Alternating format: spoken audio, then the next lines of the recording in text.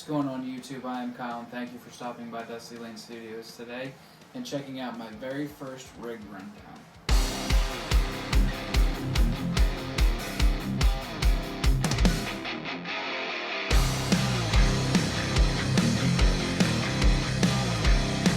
So about 8 to 10 months ago I did a video of this rig and I uploaded it to YouTube and I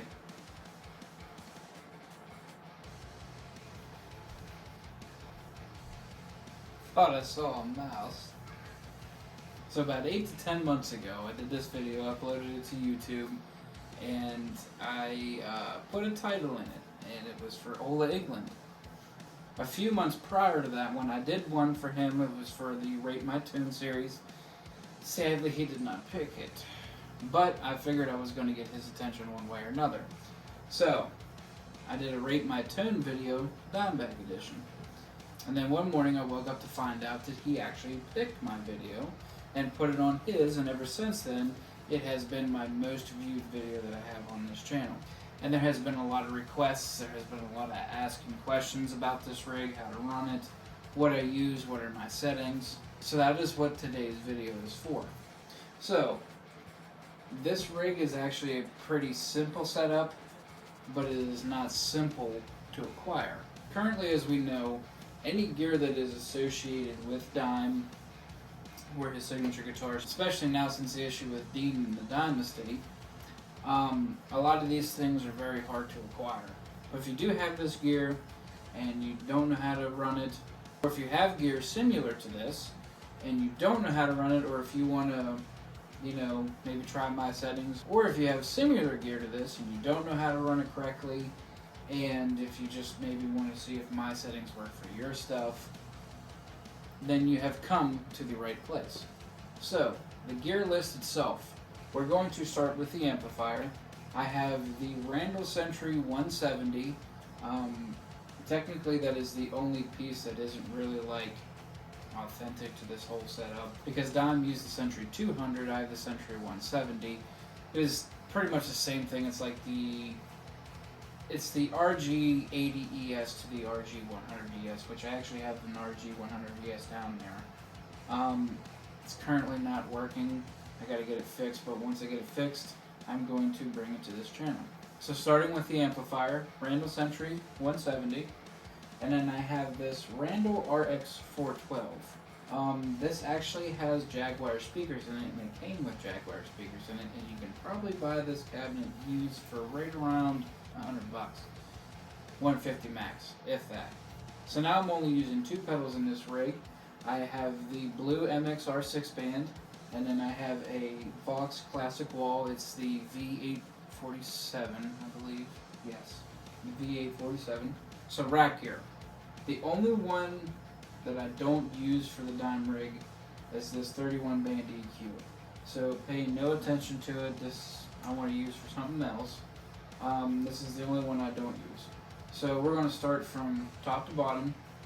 I have a Furman power conditioner, the Rocktron guitar silencer, Hush, Aphex 104, Furman PQ4, and the MXR Flanger doubler.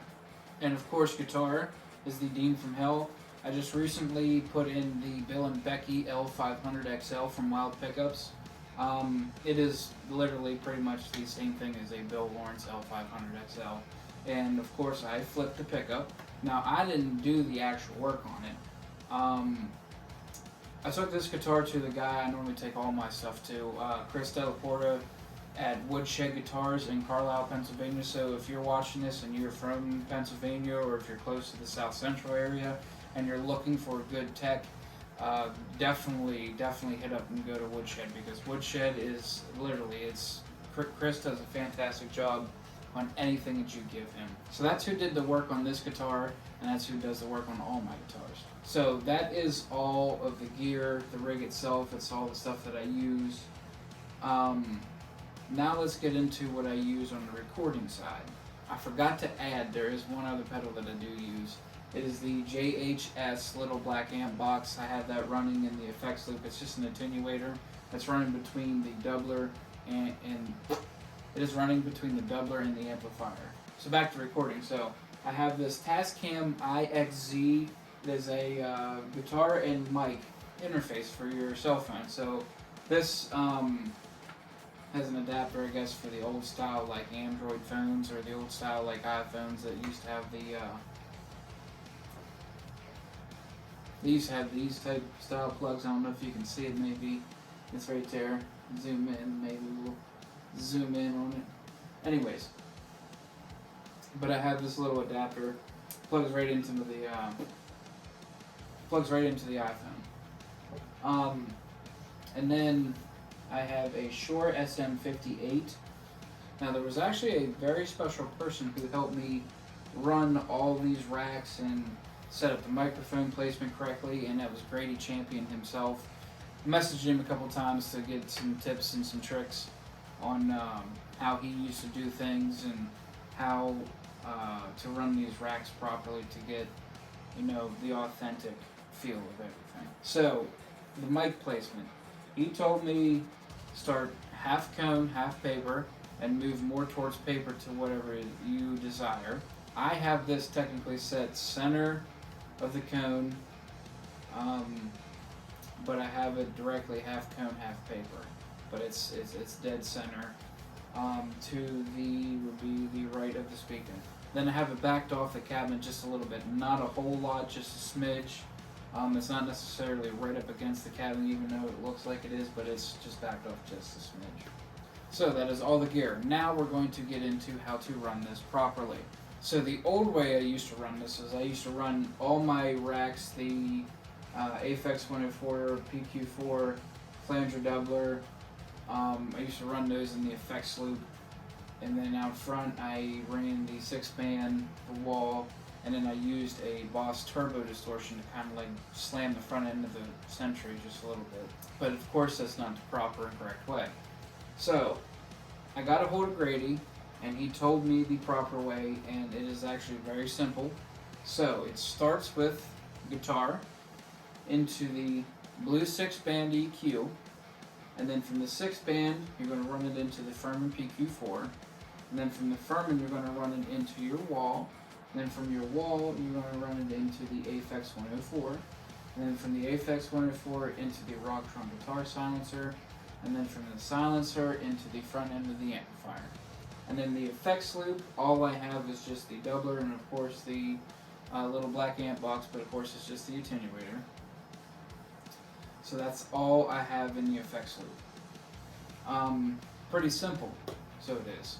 And of course, once I finally figured out how to control everything, and I got the attenuator, you definitely want the attenuator, because these amplifiers are not meant, they were not built for bedroom playing, that's for sure. They were not meant for it whatsoever. So you definitely want an attenuator, whether it be, you know, the black amp box. I mean, you can pick that up for like 25 bucks. I mean, it's pretty cheap, and it works absolutely great. It goes from dead silent to like wanting to blow the windows out of your house and just literally just twist the knob. So now that I have told you how everything is ran, what I'm going to do is I'm going to put pictures of my settings up. So if you have this gear and the settings, if you want to try my settings, go ahead. If they work for you, that's great, and I hope that they do. Or if you have gear that's similar to it and you still want to try, you can still give it a try. You know, it might work, it might not, but it's worth giving it a shot. So then after the pictures, I'm going to post a couple sound clips of how everything sounds. So, I forgot to say that I will add the links to my 2 most popular dime videos on this channel in the description down below. And I will post a couple other links to some other ones that I've recently done that I think that you might like.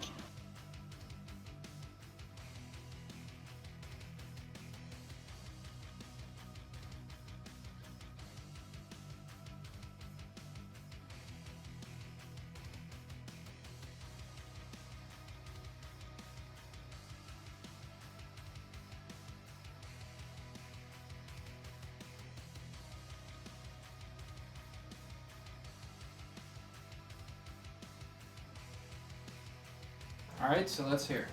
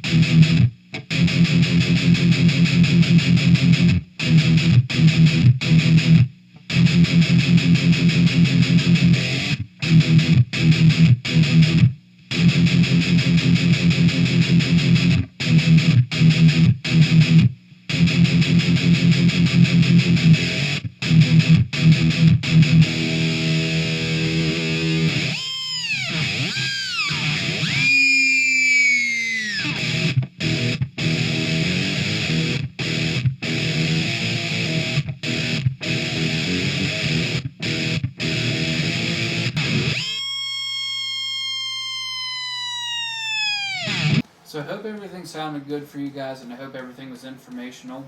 And I appreciate you stopping by and checking out this video. I thank you to all my new subscribers, and I thank you to all my new future subscribers. But anyways, I greatly appreciate you even just stopping by and watching this video. If you don't mind hitting that like button, maybe that subscribe button, and I would greatly appreciate it even more. But anyways, I hope you guys have a good one, and we'll catch you all on the next one.